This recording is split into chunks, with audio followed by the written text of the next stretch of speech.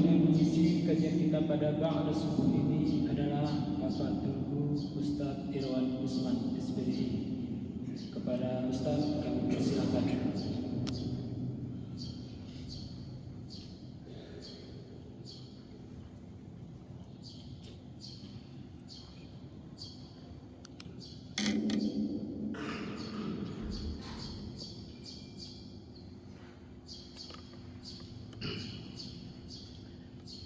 Assalamualaikum warahmatullahi wabarakatuh. Alhamdulillahi rabbil alamin.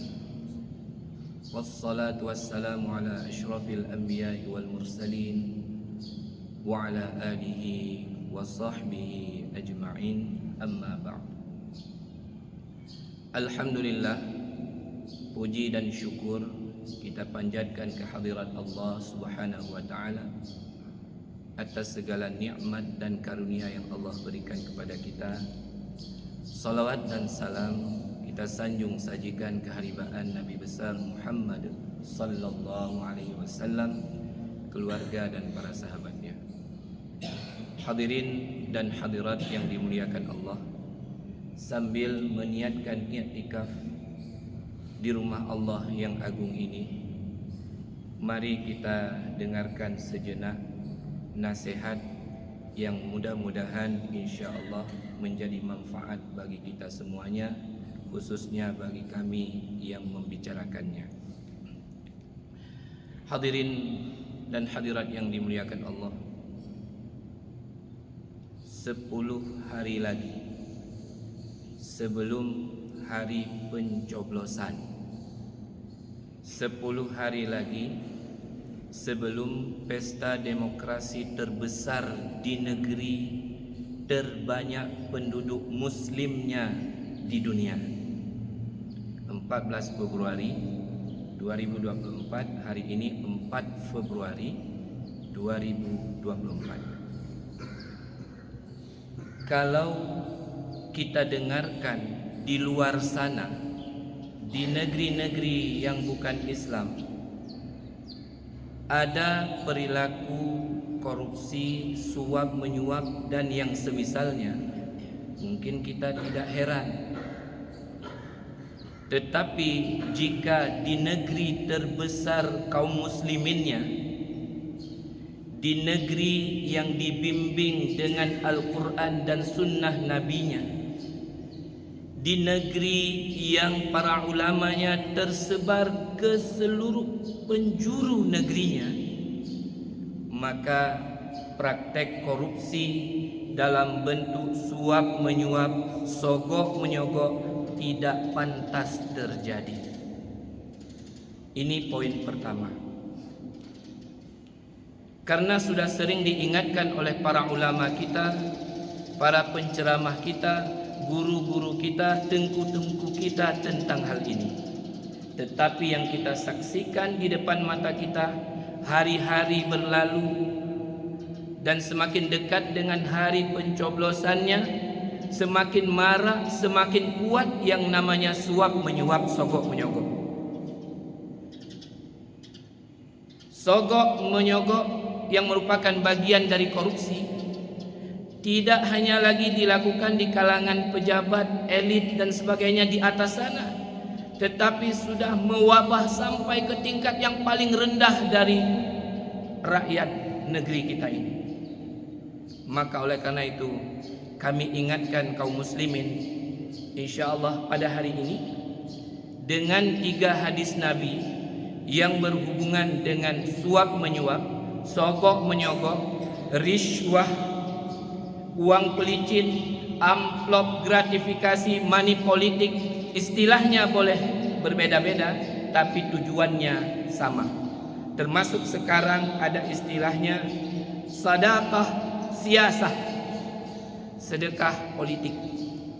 Jadi datang ke pesantren-pesantren, datang ke pengajian-pengajian, ke masjid-masjid, bersedekah, tetapi niatnya agar dipilih, bahkan dinyatakan secara terang-terangan. Bukan kurang para ulama mengingatkan ini, tetapi perilaku kita yang tidak mau kita rubah. Korupsi, suap menyuap tidak lagi hanya terjadi di belakang-belakang dinding, tapi terang-terangan, bahkan di corong mik pun terjadi. Kalau kami dukung Anda, berapa Anda berikan untuk kami? Atau apa yang bisa Anda berikan kepada kami? Kalau kalimat ini mewabah, maka pertanyaannya, bagaimana negeri kita ini? Perilaku pemimpin yang akan terpilih nanti tergantung dari perilaku rakyatnya. Jika rakyatnya seperti yang kami bicarakan tadi, maka tidak heran nanti pemimpin kita pun seperti itu dipilihkan oleh Allah. Bukankah kita ingat doa yang diajarkan kepada kita? Allahumma la tusallit alaina bidunubina man la yakhafuka wa la yarhamuna. Ya Allah, jangan Engkau kuasakan kepada kami, atas kami, pemimpin yang disebabkan dosa-dosa kami rakyat ini, pemimpin itu tidak takut kepadamu ya Allah, dan tidak sayang kepada kami sebagai rakyatnya. Kenapa itu terjadi? Bidzunubina, dikarenakan dosa-dosa kita. Kita rakyat, bukan sekadar calon pemimpinnya. Kalau rakyat bisa menolak sebagai pemegang kedaulatan, maka insya Allah yang menyogok tidak bisa berkata apa-apa. Ketika datang sogokan kepada kita, kita mengatakan, Anda Muslim, Anda tahu ar-rashi wal murtashi finnar. Jika itu yang kita tanyakan, maka akan mundur orang yang menyogok itu. Tapi duluan kita yang tanya, berapa bisa diberikan untuk kami? Maka orang itu makin berani. Hadis pertama diriwayatkan oleh Imam Ahmad dan juga Ibnu Majah. Apa kata Abdullah bin Amrin? Beliau berkata, qala Rasulullah sallallahu alaihi wasallam, berkata Rasulullah sallallahu alaihi wasallam, la'natullahi 'alal rashi wal murtashi. Laknat Allah atas penyogok, penyuap dan yang disuap.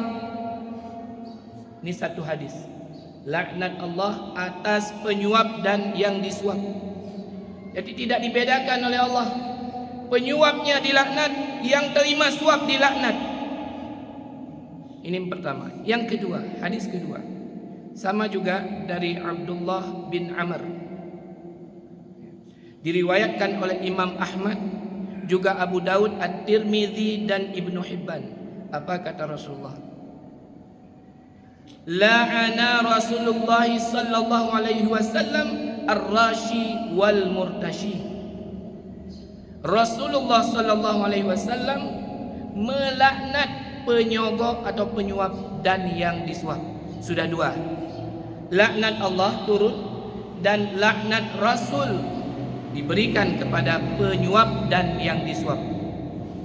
Pertanyaannya, ketika kedua laknat datang ke seseorang, laknat Allah dan laknat Rasulnya, maka di mana letak tersisanya kebahagiaan bagi orang itu? Dan jika semua orang bersepakat untuk itu, menerima suap, maka tersebarlah laknat ke seluruh negeri. Maka di mana letak kebahagiaan bagi penduduk negeri itu jika di setiap sudut negeri itu ada praktek suap menyuap? Kemudian hadis ketiga, ada yang mengatakan, saya tidak memberi suap, saya juga tidak menerima suap, saya hanya menghubungkan antara kedua orang ini. Antara si pemberi suap bertanya pada saya, siapa yang bisa saya suap? Saya tunjukkan orangnya, saya tidak menerima. Bagaimana kata Rasulullah? La'ana Rasulullah sallallahu alaihi wasallam ar-rashi wal murtashi war ra'isha, yakni alladhi yamshi bainahuma. Rasulullah sallallahu alaihi wasallam melaknat penyuap dan yang disuap, dan ar-ra'isha, siapa ar-ra'isyah? Yakni alladhi yamshi bainahuma, yaitu orang yang menghubungkan keduanya. Dia mungkin tidak menerima, tapi dia cuma mengarahkan. Lengkap. Para ulama mengatakan yang termasuk dosa-dosa besar itu selain syirik dan durhaka pada kedua orang tua adalah dosa-dosa atau hal-hal yang dilakukan yang menimbulkan had atau hukuman. Contoh, pencuri dipotong tangan, pembunuh dibunuh dan sebagainya, yang ada hukumannya pezina dirajam. Nah, selain itu kata para ulama adalah dosa-dosa yang Rasulullah menyebutkan laknatnya. Maka para ulama menggolongkan suap menyuap termasuk dosa besar, bukan sekedar dosa ringan.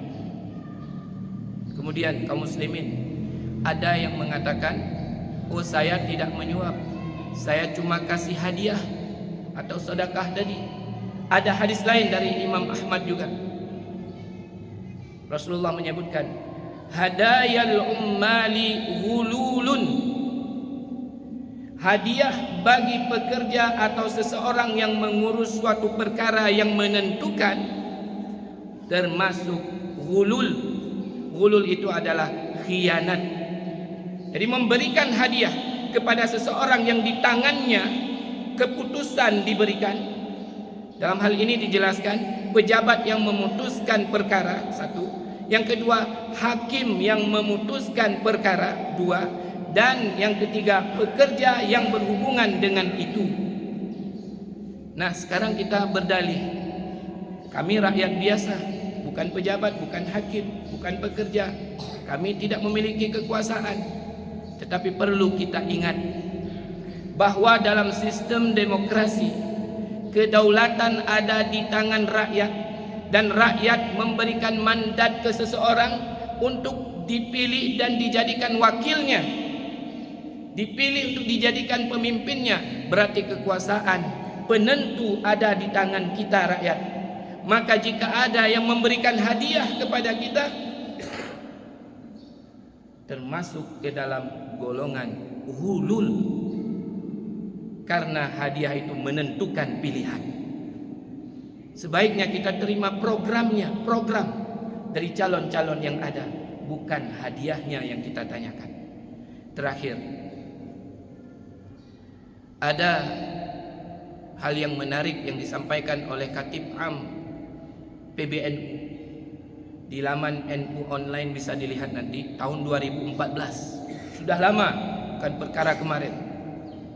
Beliau mengingatkan kita bahwa sedekah siasah, sedekah politik atau hadiah siasah tadi, hadiah dalam urusan politik, money politik, kata beliau, bukan sedekah siasah tetapi riswah siasah, kata beliau, suap atau sogok yang berhubungan dengan politik.